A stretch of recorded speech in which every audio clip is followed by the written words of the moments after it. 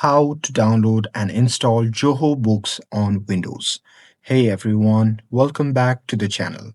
In today's video, I will show you how to download and install Zoho Books on Windows.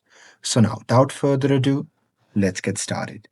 So here, simply press Windows key first, and there you simply have to click on the search bar and simply type Microsoft Store. And now here, you simply have to click on the Microsoft Store to open it. And now here, once you are inside the Microsoft Store, then you simply have to click on the search bar at the top, and there you simply have to type in Zoho Books and search for it.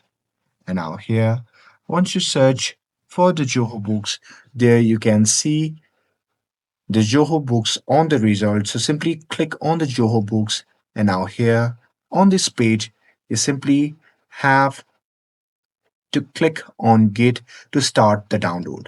And after that, you just have to wait for the download and installation to complete. And there, once installed, you can simply click on Open from the Microsoft Store. And there you can launch the Zoho Books. And here you can also find Zoho Books by searching Zoho Books in the Start menu from here. And there you can simply click on the Zoho Books option to open the app. And that's it. That's how you can download and install Zoho Books on Windows.